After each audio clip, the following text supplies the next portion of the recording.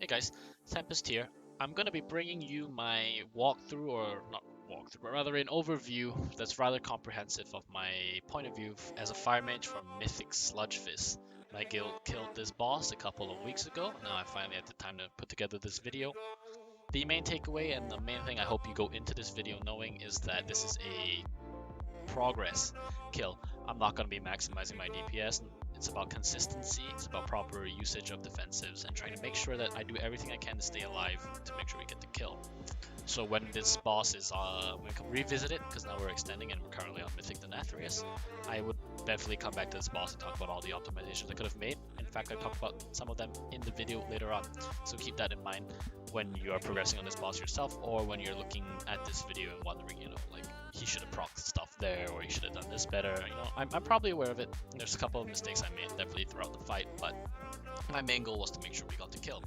So in this section, I'm going to go through the soul binds, conduits, talons, trinkets, gear, all the stuff that you sort of settle before the pull happens, and give you an idea of what you should sort of be running before the fight starts. Now, the soulbind I ran for this was Karain. Karain's Wild Hunt Tactics is insanely strong for this fight because it's going to cover two of your combustions, the one that happens on pull and the one that happens on first pillar. Because Sludgefist generally is going to charge at about 80, 70-ish, a high 70%, so you're going to get a lot of value from Wild Hunt Tactics. The first conduit I ran is Infernal Cascade. It's going to be your go-to for any sorts of content, especially this, because it's just going to buff your combustion damage by an insane amount. Always run Infernal Cascade. The second conduit I ran was Discipline of the Grove. Now this is sort of up for debate. If you feel like you can consistently get your combustion back on pull, in between pillars, maybe you're getting PI, maybe you're getting Fey Guardians from your priest, or you just have really high crit and haste, you can run Controlled Destruction. Controlled Destruction is going to improve your pillar damage by a lot, and if you want to do like top damage, this is going to be the conduit you run. But for consistency's sake, and because I wasn't getting PI or Fey Guardians in any of my pulls, I decided to run Discipline of the Grove. Your Finesse Conduit doesn't matter too much. Now, when it comes to your Endurance Conduit, I would generally run Diverted Energy. Diverted Energy is the only conduit that really benefits you in this situation, because Tempest Barrier is not going to be all that useful. You're not going to be blinking around all that much throughout the fight. You're not going to get that shield.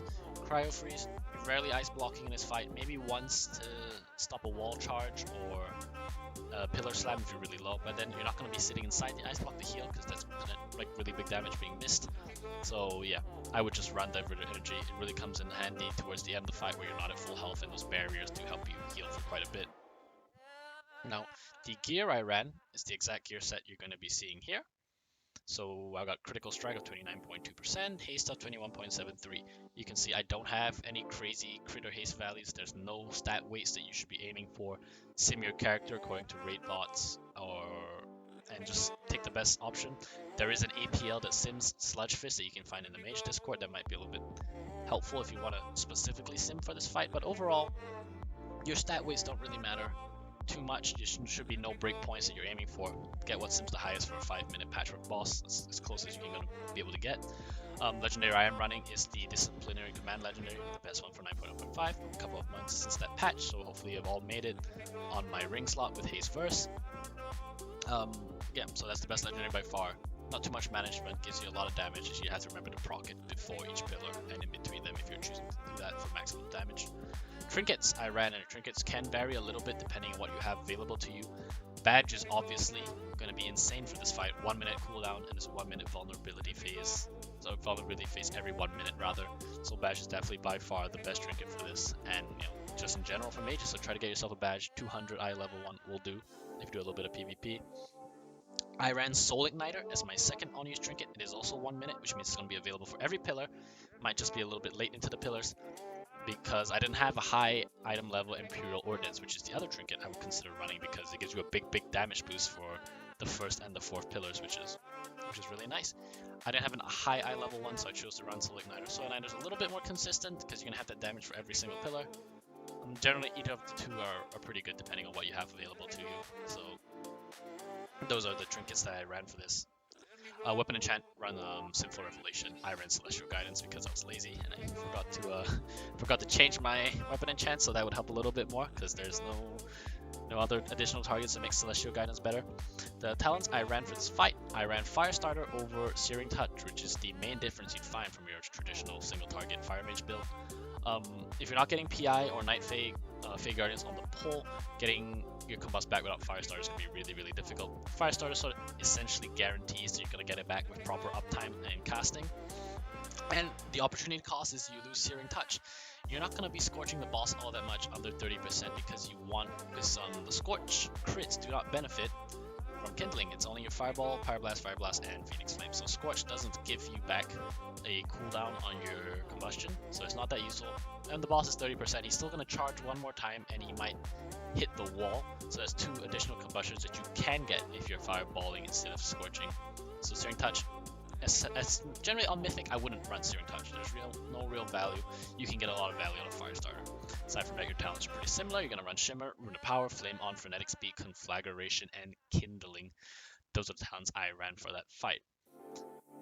So the next section of the video is going to cover my sort of commentary throughout the fight, my usage of defensives, what you should be thinking about before the pull, pre-pull shenanigans, your lead up to the first pillar, and sort of repetition. This fight is very similar between the pillars. It just changes with how much health you have available to you and the amount of area you have to move around.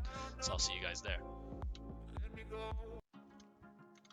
Alright, so now I'm going to discuss the pre-pull shenanigans and sort of what you should be having in mind prior to the pull. I'm going to sort of break it down. Pre-pull shenanigans, stuff that leads up to the first pillar, and then sort of general defensive tips and minor optimizations you can make throughout your various pulls and your attempts on this boss. So do note this is a progression kill, which means a lot of my mindset is, as I've explained before, is going to be about how to effectively kill this boss really consistently, not about going for damage parses or logs or something like that. So the first important thing to note is that you're going to have to combust on pull if you want to do good damage. This is a fight where you can get 5 combustions out, maybe 6 depending if your group kills it slowly enough for it to hit the wall. But the important thing to note is that the time between pull and the first pillar charge is about 55 seconds. So your 1-minute trinkets such as your badge and your soul igniter are going to have to be used pre-pull. So you're going to have to cast them at about 5 seconds before the pull. I also tend to proc disciplinary command a little bit earlier to make sure they're up in time for the first pillar, because if they're not and they're only up halfway through, you're going to lose a lot of value. So if you look through here, as we start the pull, I just want you guys to note that I did mess up this pull a little bit. I think I was looking at something else on my screen. So I don't think I procced the fire element. If you can see here, I don't think I procced the fires, but you see here, Frost Nova, I badge that procs disciplinary command.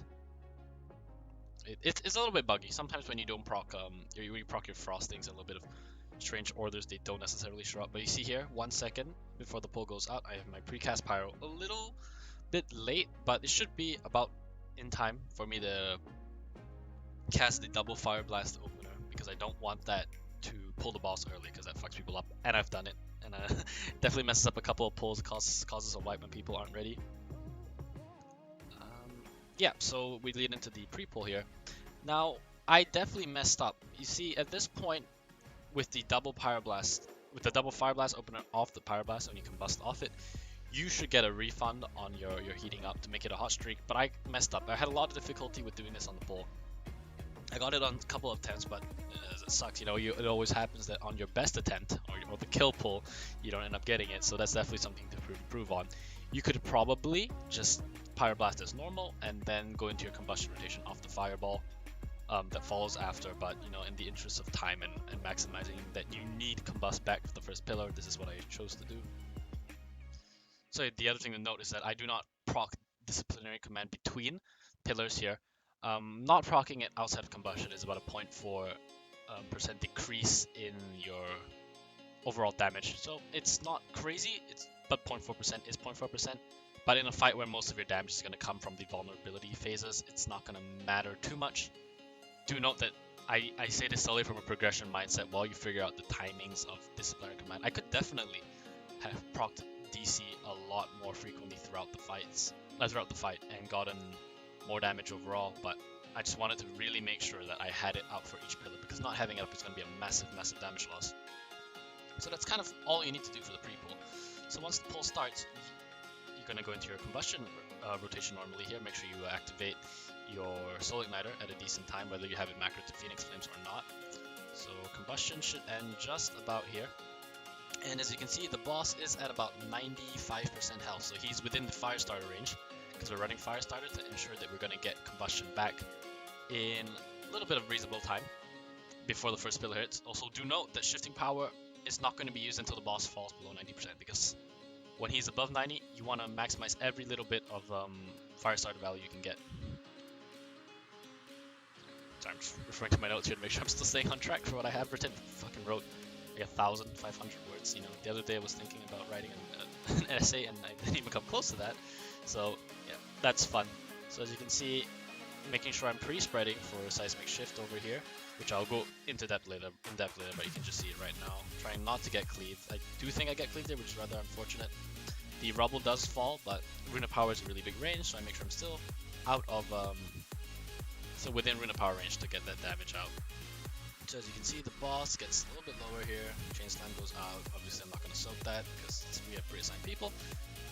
As the boss drops below 91%, you can see that I've sort of given up on casting, like hard casting fireballs, and then the Pyroblast immediately followed up, and I'm just expending my Pyroblast into Fireblast charges to get as much value and much refund as I can out of Kindling.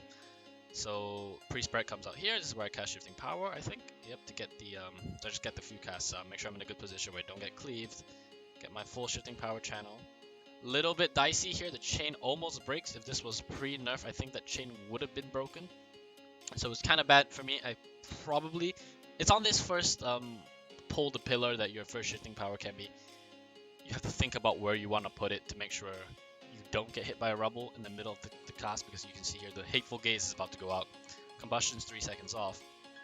If my Shifting Power gets cancelled earlier there, I'm not going to have it up, and it's going to be a pretty big damage loss. Okay. So now I'm going to talk about going into the first pillar. What you're going to notice for this fight is that it's very similar. It just repeats. First pillar, second pillar, third pillar, fourth pillar. You're going to run through the same mechanics. The only thing that changes is the amount of space you're going to have to work with and the amount of incoming damage. So that's going to be more of a healer issue. But I'm going to talk about your general defensive tips as to how you can make your life a little bit easier for healers, because there is a lot of damage go out in this fight constantly ticking. So Chain Link, as you can see earlier, post nerf, Chain Link is really not too much of an issue. I think it's very, very generous, the amount of range you have. You can see I was partnered here with one of the healers, and I was really, really far away. I think I was pushing the limit of the chain. So you can still die to it if you miss position correctly, or if you sort of blink, which don't blink. There are specific times in this fight where you can blink, but for now, yeah, Chain Links really not too much of an issue. You shouldn't have an issue breaking them. You don't really need to do any shenanigans with, letting someone die to a chain slam, breaking the link, and doing kind of bop shenanigans. So yeah. You can see over here that I have the follower leader weak aura. So here it would say that I lead and Mufo, the healer, follows me. So that just sort of clears up any confusion that you might have about, if rubble's falling or the group needs to move in position to soak. Like, who is going to tell where to go? Like, who's gonna say, you follow me? You don't have to say that out loud. You look at the weak aura, you just follow. You trust that your raider or your fellow raider is smart enough to know where to go. Seismic Shift, if we go back a little bit, so these brown circles, Seismic Shift, they do initial damage to you. That's unavoidable, but anyone who's standing within these circles is also going to get cleaved for basically damage to get double damage. Essentially, you take the damage from your circle, you take the damage from his circle, or whoever else gets it. So this is going to be your main pain point for learning throughout early progress, is trying to figure out where can I stand and how do I maximize my space. You can see right here, I'm pushed up right against the wall to sort of give the melees lots of room to come out here. They could step in the circle a little bit. Remember, stepping in this little brown pile of rubble is going to be a little bit of damage versus taking, an extra 10k, 15k, depending on your armor class, from Seismic Shift, or even dying straight up to the stomp. So step into this puddle if you need to, right? So if it saves your life, it's only a little bit of taking damage. Really, it doesn't matter in the grand scheme of things, but it could save your life. So if you go back, I think a little bit, you're going to see the pre-spread weak aura I have. Now, this is kind of standard. I'm sure your raid leaders have put it in your discords or sent it out that you should get a pre-spread aura, and it says everything it does on the tin pre-spread. So when the aura goes off pre-spread, you see me moving a little bit ahead, so that when the seismic shift comes in, ideally I don't have to move, but in this case I move very little, so I lose very little uptime. I lose very little uptime, so I'm always casting, always getting crits off my fireballs to reset the cooldown combustion. So if you're constantly spending time moving around, if you're stacked and then you see the seismic shift come out, you're moving, that's 3 seconds of you trying to shift around, find a good place to stand so you can plant your feet and cast, you're gonna lose combustion possibly if you miss out on a couple of fireball casts. It's just never good. You know, basic golden rule of range DPS is to ABC, always be casting. So that's it's really understanding and getting your entire team and your entire raid to understand that pre-spreading means pre-spread. You don't spread when the weak aura comes down, you spread the moment you see the weak aura. So you can see here, me and my partner, we move out. He moves in a little bit close, but it's fine. There's plenty of space here where I don't get cleaved. You know, lots of area for me to move, even with the post-chain nerf. So definitely take advantage of that to not put extra pressure on your healers. Throughout progress, this was a pain point for my raid in particular. A lot of people figuring out, you know, when to move, how to not cleave other people, try to get to your partners. As you can see later on, you know, you get a seismic shift before the chains form, so you're kind of rushing to get to your partner before the chains form, but also trying not to cleave people with seismic shift. So finding that out really helps save your healers a lot of mana and a lot of, you know, possible personals just to keep you alive, because they need to be saved for each pillar hit, because each pillar hit really hurts. My last note is that this is obviously from a fire mage point of view, range DPS, is to be kind to your melee. As I'm going to explain on in the later pillars, you're going to see that melee get really, really tight with the amount of spaces they can be. They can stand comfortably without standing in rubble or dying to the stomp, or just running out of space. So if your entire range group is stacked, like for example, if your entire range group is stacked, you should sort of have an understanding that when seismic stomp or destructive stomp comes out, your range needs to step back to sort of make some room for the melees and give them a place to stand. Because I mean, it doesn't matter how tanky they are, they're gonna die to destructive stomp, or they're gonna take an incredible amount of damage from the cleave. Like if they're all standing here right now and they don't have anywhere to stand, they're gonna take a ton of damage from the cleave from seismic shift, and they're just gonna straight up die, and it's a wipe. Right? Especially for guilds progressing it, even with the damage check, you should try to keep people alive to sort of comfortably meet it, unless you guys are just really good and you kill it after the 4th pillar. But even on my progression kill, we had a, as you'll see later, we had a wall charge, when that's with, I think maybe 2 people did, but everyone lived to the 4th pillar. So it's really important that everyone lives to the 4th pillar to sort of get that damage out. Yeah. So all this just conclusion is just the fight has a ton of unavoidable damage. The pillar charges, the ticking damage, the seismic shift. Don't add on to it. Be smart about your movement. Don't be greedy with your casts. You're gonna meet the damage check pretty confidently, considering that most of the damage comes from within the pillars and you're not really at risk when he's charged into a pillar. So just, if it costs you a cast or a GCD, then make sure, you know, 2 or 3 people don't get cleaved by your seismic shift, or you don't get cleaved. Just give up the GCD. It's really not worth it, putting the extra pressure on the healers that, you know, if you get hit, that's 2-3 GCDs healers are spending healing you and your people that you cleaved, which they could be spending on DPSing and adding overall raid damage, which is going to be like your main indicator of how well you're doing on the fight. I'm going to talk about Chain Slam now. Chain Slam, as you, I think the first Chain Slam happens a little bit back here. As you see on my timer, we're going to count down for a little bit for Chain Slam. Chain Slam is not a mechanic that you're going to sort of encounter as a mage very often, especially for the first pillar. You know, beyond that, if you have to soak Chain Slams, it's whatever. But ideally, you don't soak the first Chain Slam, because your cooldown to get combustion back is really tight, as is, without, you know, external buffs, PI, or without getting PI or Fey Guardians or anything like that. So this pull or this kill, I didn't have anything, no special stat distribution, no PI, no Night Fey Guardians. So essentially, Chain Slam is it's gonna be, at least in our raid, we had our druids soak it because they're gonna have bark skin up for everyone. They're leather wearers, a little bit tankier than cloth wearers. So I mean, mages are incredibly tanky within raid, but a lot of your tankiness comes from Alter Time and Ice Block, neither of which can be done here because they're gonna break chains. So your defensive utility is essentially reduced to your barrier and your mirror images, both of which. You wouldn't necessarily have barrier up for every pillar, because barrier is just it's something you just keep up all the time to keep ray damage out. And I generally save mirror images for the pillars because 20% DR for 40 seconds is really insane. So yeah, again, soaking chain slam. If you have been assigned to do it, I would maybe speak to your raid leader and sort of just suggest that I'm losing combustion, I'm losing cast time, and it's really important to my class that I get lots of casts off to get a combustion back on cooldown, get combustion back off cooldown. So as you can see in the I think it's after the first pillar, I do end up soaking a chain slam. Not a big deal. You have to do it, right? I got paired with one of our chain slam designated chain slam soakers, so there's nothing you can do. Just soak it. Be a good team player. Use defensive if you have. I'll mention some more tips on chain slam when I get to that point where I soak it and things that I learned from progression. I'm gonna go into general defensive usage now. So again, we get to sort of use Mage's incredible defensive potential throughout this fight. Is that Blazing Barrier is going to be worth a ton of HPS, so always try to have it maintained. My weak aura down here has my cooldown of Blazing Barrier, and when it's up it shows the health of Blazing Barrier and the remaining time on it. So again, saves you a ton of HPS. You can run the Diverted Energy Conduit, and it's really useful considering the other two defensive conduits don't really find too much use throughout this fight. You're not going to be ice blocking, and you're not going to be blinking all that much to get value out of them. So Diverted Energy helps, especially when you get towards the tail end of the fight, pillars 3 and 4, where you're not going to be at full health. You can really get the health return from Diverted Energy there. Mirror images, as I've said before, save them for pillars. With the cooldowns, they should be up for first pillar, third pillar, and maybe the wall charge.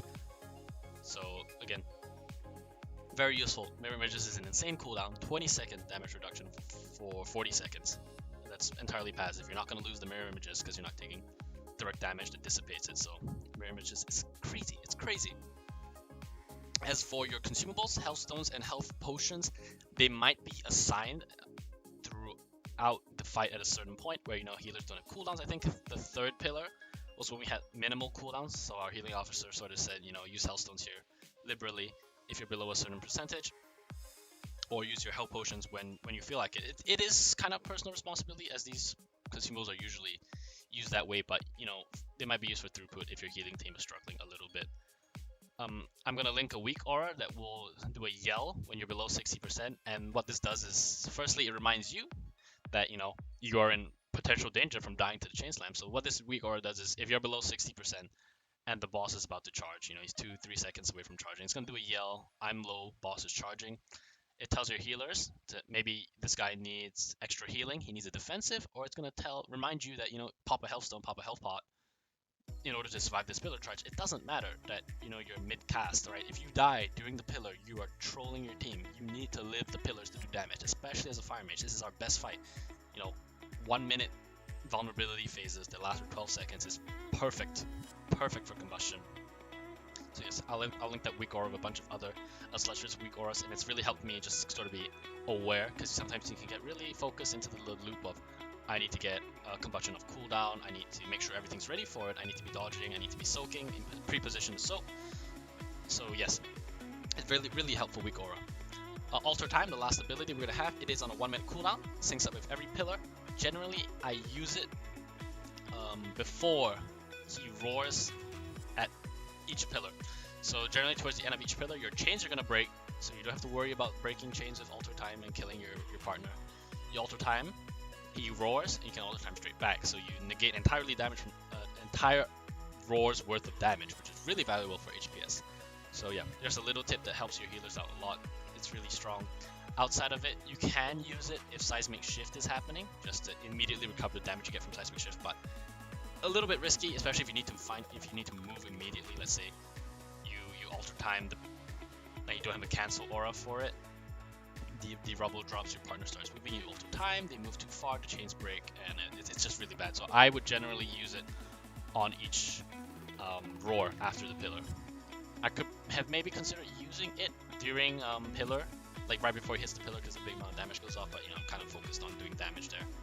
And generally trusting that my healers are not going to let me down, and we have the healing cooldowns planned for me surviving each pillar.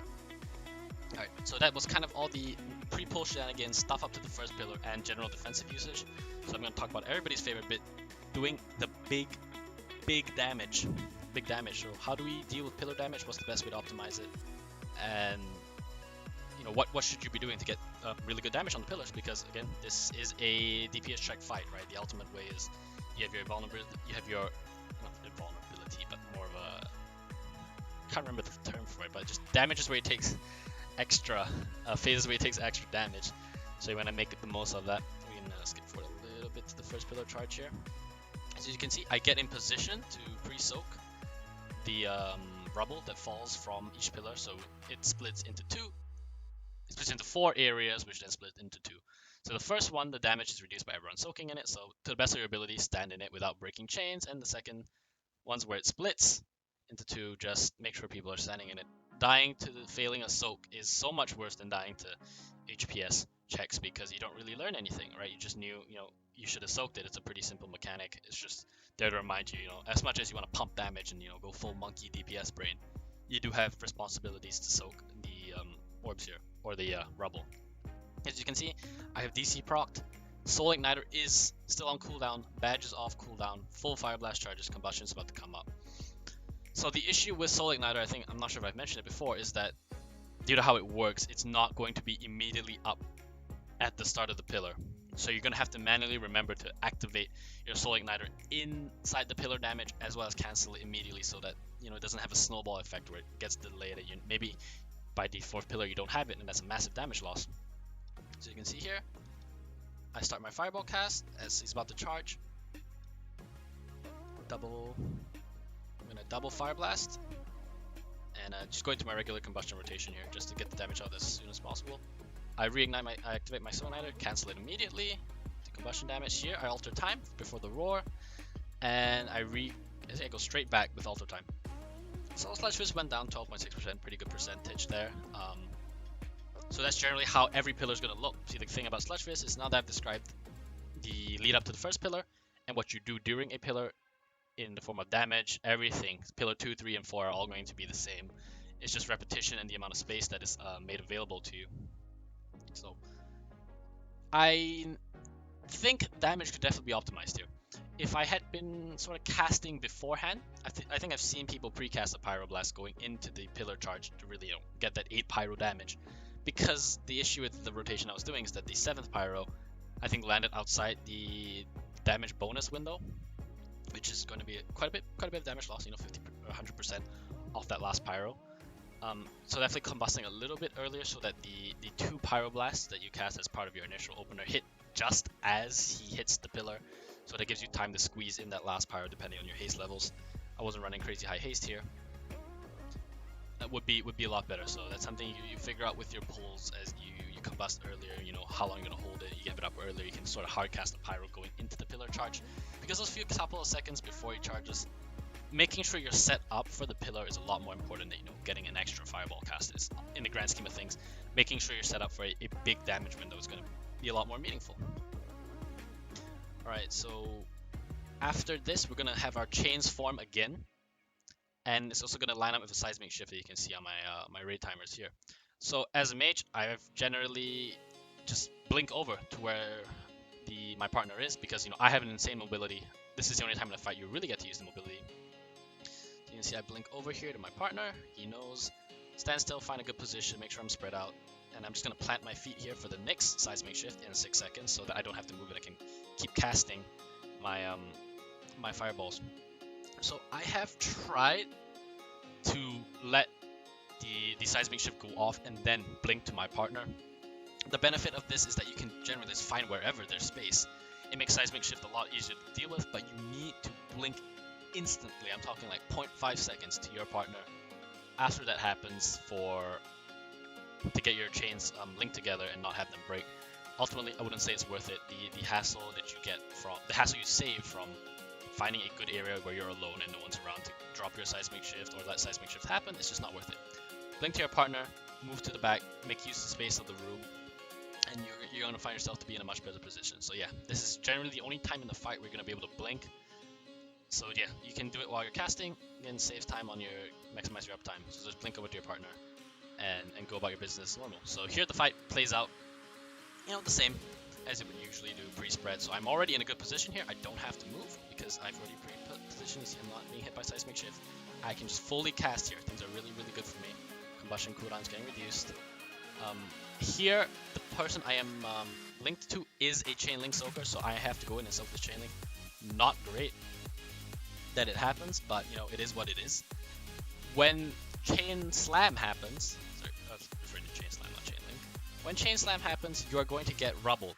This rubble has a pretty high chance of dropping on top of you. A lot of players are stacked here. If your melee players are sort of close to where you are for chain slam, there's a decent chance that rubble is going to drop straight on top of where you've been dragged into from chain slam. And generally, the idea is that, you know, you let yourself get pushed back by the roar, and the roar takes you back. You know, you can still keep your cast going. You get the extra fireball in, but it's really important to note that if you stand still and the rubble drops, you're going to get stunned by it. Your partner, if he's not been stunned by it as well, is going to get knocked back by the roar that happens in 2 seconds, and the link is going to break and you guys are both going to die. So when you get pulled in, make sure you take a few steps back out of where the potential rubble could be, and then you just let yourself get pushed back by the roar. Also, as you can see here, I did use my mirror images just because this does really hurt. There is a physical dot, the actual chain slam hurts. I don't think we had a cooldown for this like a spirit link. Not necessary, but it does hurt.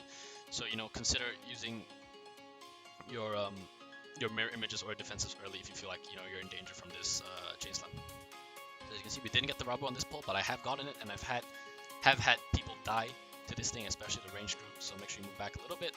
The roar takes us back, and then I just slowly move back, scorch my way back to the boss, scorch my way back to range position to give us a good spot here for the upcoming Seismic Shift. Again, stand at the back, look at me, tons of space here, full time to channel, shifting power. You can get unlucky with the rubble, but it's also a really good time where you know where you're standing still. You just let shifting power come off. You'll find your best time to channel it. You could do it before if you don't get hit by chain slam. Generally, I do it when I have all my things on cooldown, so I can get full value out of it. As you can see here, charge is about to happen. Thanks to shifting power, I just got my combustion back in time for this pillar. It was a good set of pulls. I think it was a good set of pulls for this kill. Good set of pillars, rather, because I did have combust for every single one, so I'm going to go into my rotation normally here. Here, you can see the weak aura goes off. That tells me, you know, I'm below 53.7%. I've got my health pot, my health stones.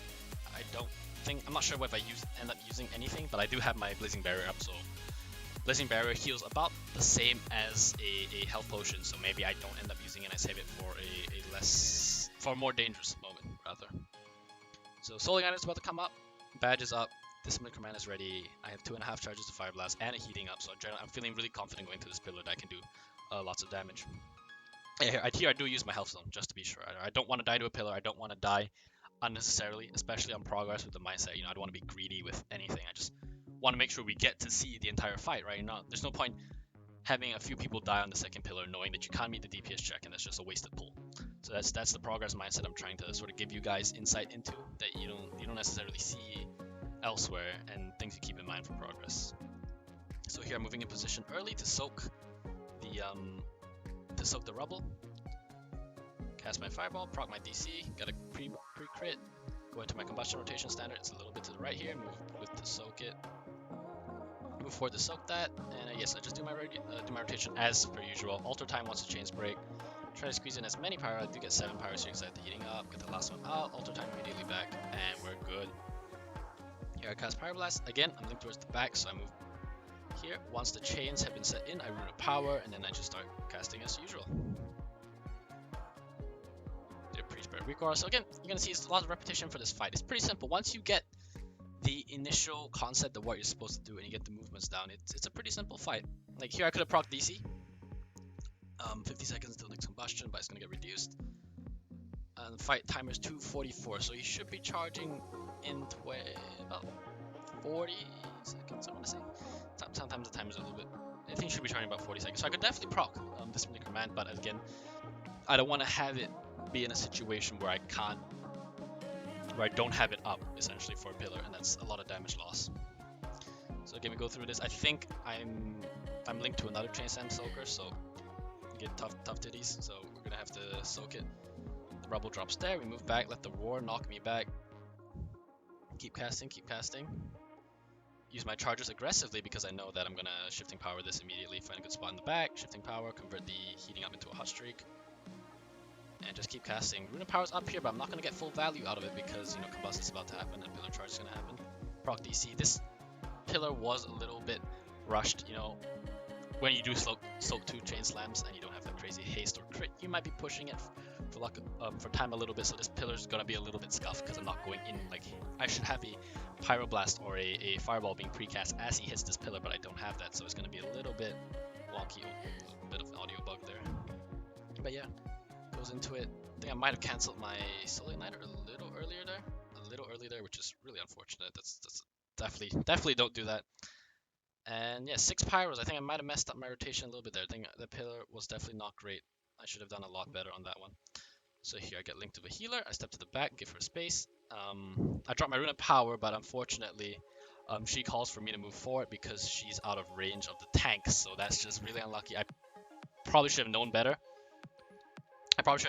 And just moved forward and held my Rune of Power until we're sort of in position. But, you know, it's just unfortunate that the tanks are like towards the back of the top of the screen here, back of the room, and they're outranging the healer, so the healer has to move forward. So, I mean, what can you do, right? What can you do? You just need to know better that if you get linked to a healer, maybe hold Rune of Power a little bit more. So here's what I talked about, being kind to your melees in the earlier section.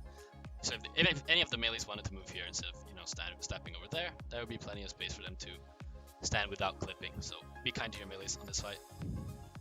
The rubble drops, you know, a little bit unlucky. We managed to dodge it, real dicey. Here, just pop a health pot because I'm pretty low. I do have my defensives up, but we're getting a little bit dicey towards the end of the fight. You know, big pillars are hurting. 3 stacks of the crumbling foundation means a lot of incoming raid damage.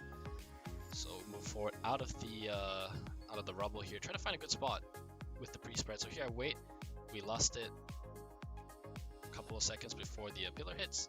Try to get use the haste to sort of get my cooldowns back. So I have it here. Right, full charges of everything. Discipline command procced. I have a heating up. Sorry, I have a hot streak going into this. Like this is go time. This is big damn. So I go to soak orange, which is where the range are assigned to soak, and you're gonna see that there's rubble where it's supposed to soak. But whenever the boss hits a pillar, that rubble is going to disappear. So it's okay to stand in it beforehand or just stand out of it and know that, you know, when it goes in, you don't have to be afraid that you're going to be standing on rubble and taking unnecessary raid damage. So as we go in here, I pot. You can see the top corner, I pot. Potion of Spectral Intellect's the best potion you can use for mages because it buffs combustion. And then we do very big damage here. Pretty standard stuff. Make sure you soak, I step forward, back to soak. Alright, so in this pillar, a minor optimization I could have made is I probably could have held Soul Igniter for a little bit longer because it does 100% more damage. Just hold it towards the end of your combustion and the end of the bonus pillar damage to really get extra value out of Soul Igniter.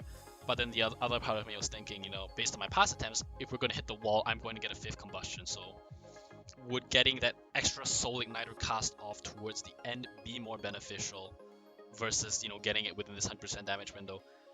Looking back on it, I'm going to think maybe the 100% window would have been better, because I think towards the end you're not getting your full combustion off anyway, as the pillar charge is kind of just as combustion, or like a few seconds after combustion comes up. So that's one optimization I would consider making. Again, if we're going to re-clear it anytime soon, would be to probably, on this last pillar especially, since it's your last sort of empowered combustion of the fight, you would want to delay your Soul Igniter for as long as possible. Here you see my Searing Touch Recoil, just ignore that. It just activates all the time when the boss is in execute. So I'm not running Searing Touch, it doesn't matter. So again, do big damage, alter time goes out. Before that, alter back, I'm back at full health, and I just do damage here.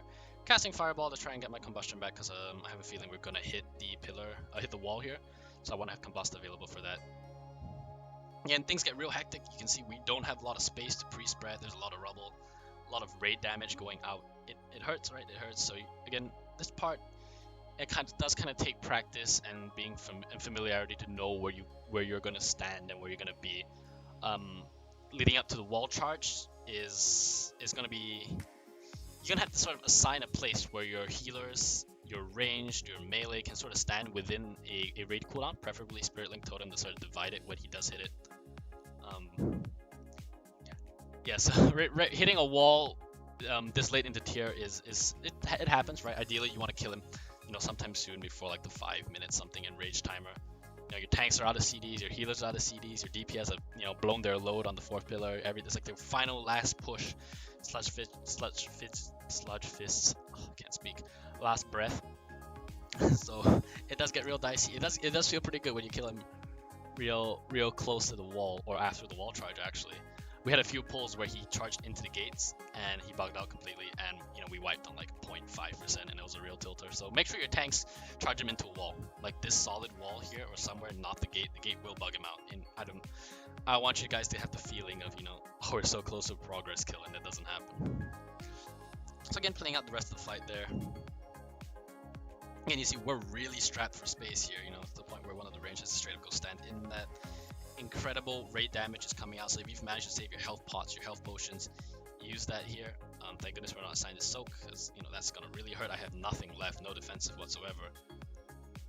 Roar knocks us back, you know, kills a couple of people. There's an incredible amount of raid damage coming out, so you just really focus on surviving. Boss gets lower and lower. I think the Seismic Shift kills my partner here, if I'm not wrong. Yeah, he straight up dies. I proc disciplinary command. Boss is about to charge. We think we're down 3 people. I think, yeah, we're really low. We're really low. We're in real danger. The boss is at 786k. I do have combustion, so I'm just gonna start combusting, blasting my damage off as much as possible. Boss is about to hit the wall, and thank goodness I ice block right as he hits it. Avoid losing the damage. Finish off the rest of the combustion to the best I can, and we get the kill. The animation's bugged out a little bit, but yeah, pretty satisfying that we get the kill with 1, 2, 3, 4, 5, 6, 7 7 members dead, me like half dead, living on the edge with cauterize. Fucking berserking then go off there, stupid macro. But yeah, that that was a pretty close kill. You know, really hyped. The whole raid got us. The whole raid was really feeling it. You know, it was I want to say like I can't remember off the top of my head. I think I'll put the pull count somewhere on the screen later. I'm gonna say 70 to 80 pull. Coming off council, Sludgefist was definitely a little more refreshing as a fast fight where, you know, you make a mistake, you wipe instantly. Instead of council, you know, you're just waiting until P3 to see the fight, the real difficulty of the fight. And if something goes wrong, Stoneguard lives too long, you gotta go all the way back and repeat this 10-minute fight. So Sludgefist is definitely a fight I enjoyed. I look forward to doing it on future reclears. And you can see from the damage meters down here that I was top, but the parse wasn't insane at all. I think it was a 68 on the day. There's a lot of optimizations I think I've shown you guys that I can make, whether it's Soul Igniter usage, starting your combustion a little bit earlier into a pillar charge, procking disciplinary command in between pillars. But I just want the main takeaway from this to be that this is a progress video, progress kill from guys who don't have this on farm. We're not like insane, you know, Hall of Fame gamers. And I just want to go through my mindset of the defensive usage that I'm sort of constantly in the back of my mind. How am I rotating my defensives? Just like a tank would, because to sort of keep the life easier on my healers, as it is progress, right? If it was farm, you know, I just blast damage away, unless it was really needed for me to use defenses. But here I'm showing you like how I'm sort of keeping everything in mind, all the steps I could have taken to improve, and maybe you can take a few things away from this as to how it can help improve you on your future pulls if you're currently on council, or you're currently on a earlier boss and you're thinking about preparing for Sludgefist, or if you're currently on Sludgefist and you're looking for some tips that maybe other content creators don't mention because they're sort of just concerning how do I do big dam. And yeah, hopefully this video was helpful for understanding how to approach this fight as a fire mage through the lens of a progression kill.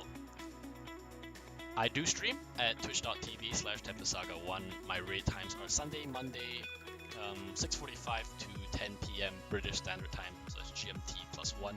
If you guys feel like coming in and tuning into some Mythic Sire progress, so my team on my guild is currently progressing on Mythic Sire. So hopefully when we do kill Mythic Sire, I'll try to do another one of these videos.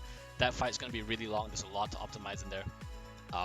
Maybe after we kill Mythic Sire, we can sort of start doing reclears, and then I can come back to this fight and approach it from a farm, quote-unquote farm lens, if we don't end up reprogressing it. Anyway, I hope you guys have a great day. You managed to learn something from this video, and you know, leave in the comments what helped, if anything helped in this video, what you would like to see, your experiences with this video, any improvements I can make, because I know I'm definitely not perfect. It's not a perfect kill. I'm not a perfect player by any means, but I thought I'd share some perspectives that I have.